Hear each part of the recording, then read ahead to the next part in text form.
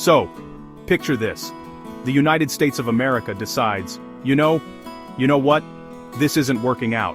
It's like the biggest, most complicated divorce in history. And who gets the kids? Well, everyone. On one side, you get Red America, which we'll call the Republic of Heartland. On the other, you get Blue America, let's call it the Coastal Federation. This isn't just about politics anymore, it's about drawing a line in the sand, literally.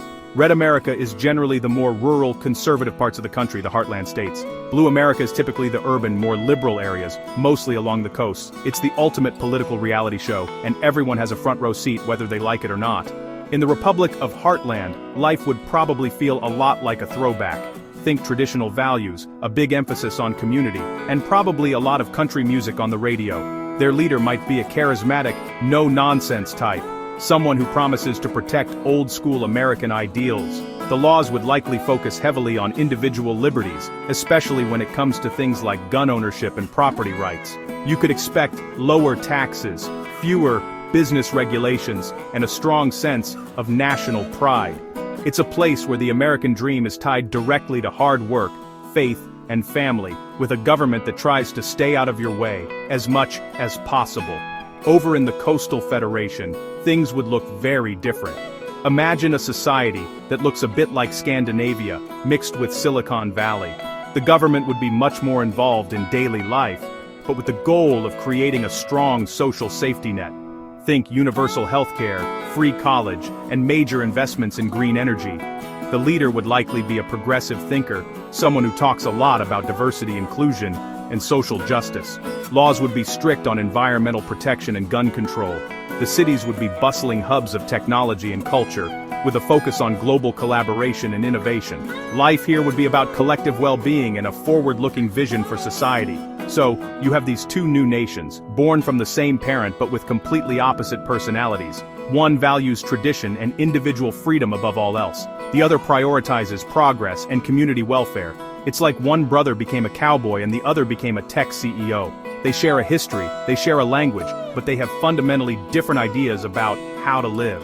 The big question isn't just how they would govern themselves, but how they would ever deal with each other. This breakup wouldn't just create new countries, it would create a brand new, very awkward family dynamic on a global scale. Let's dive into the day-to-day. In the Republic of Heartland, Sunday mornings might be a big deal, with communities gathering for church services followed by big family lunches. Small businesses would be the heroes of the economy, and you'd see Made in Heartland stickers everywhere. The culture would celebrate self-reliance. Think of it as a place where knowing how to fix your own car or grow your own vegetables is a badge of honor. The news would constantly talk about protecting their borders and preserving their way of life. It's a nation built on the idea that the old ways are the best ways, and that a simpler life is a better life.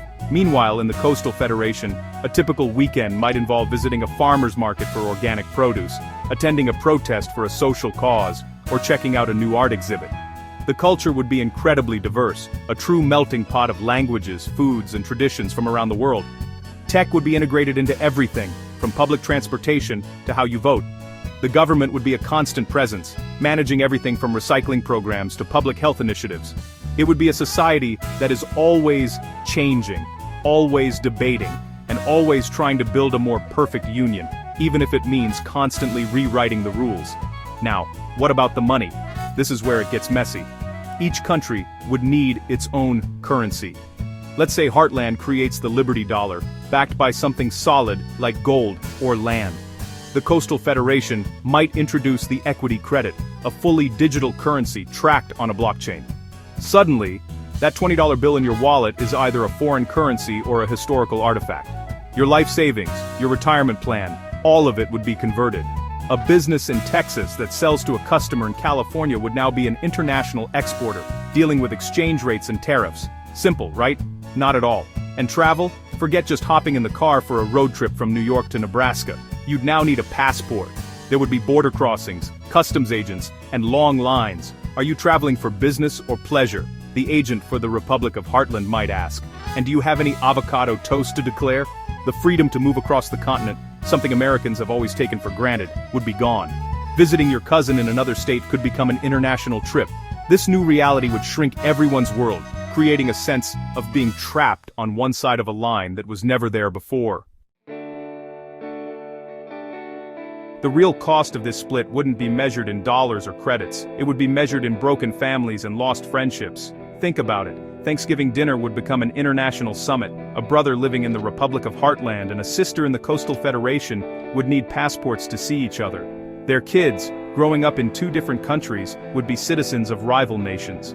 The political arguments that happen over Turkey would now be arguments between a citizen of a conservative religious nation and a citizen of a liberal, secular one.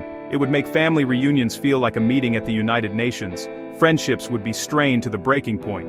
Your college roommate, who moved to a red state, is now a foreigner. The bond you shared over late-night pizza and video games is now tested by international politics. You'd watch their news and see your country portrayed as the enemy, and they'd see the same about yours. Social media would become a minefield, with every post from the other side feeling like propaganda. The casual, easy connections that tie the country together would be replaced by suspicion and misunderstanding. It's hard to stay best friends with someone when your governments are in a constant state of disagreement. What happens to the people caught in the middle?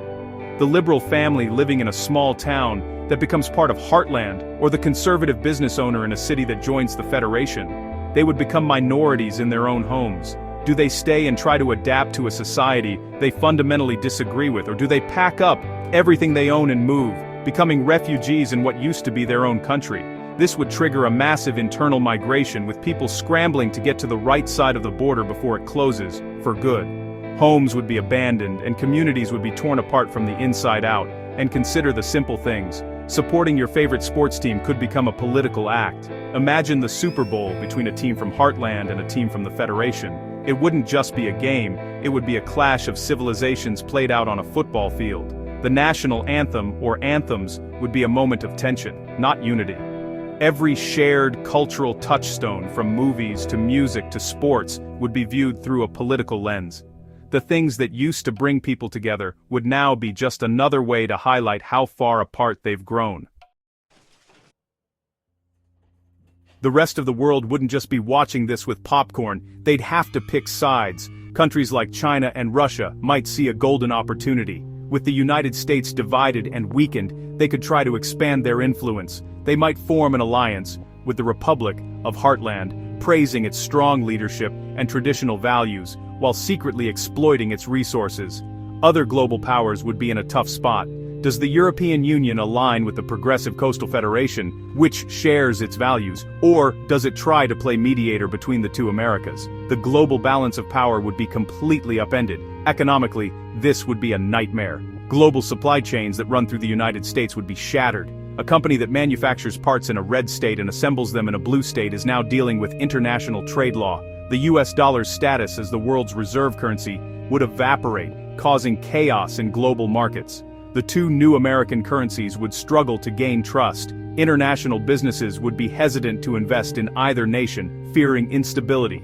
The economic powerhouse that once drove the global economy would now be two smaller bickering nations, creating uncertainty for everyone. So would these two new countries cooperate or compete? In the beginning, they'd have to cooperate on some level.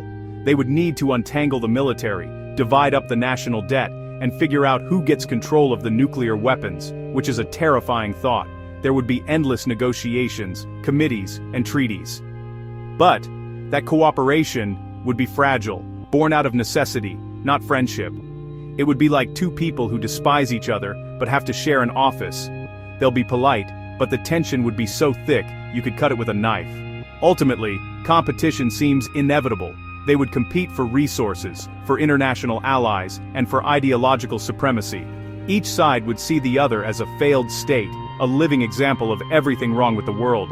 The Republic of Heartland would point to the Federation's high taxes and social unrest as proof of liberal failure. The Coastal Federation would point to Heartland's economic struggles and isolationism as proof of conservative folly. Instead of one United States of America, you would have two deeply divided nations locked in a permanent Cold War, forever arguing over who got to be the real America, and in that fight, everyone would lose.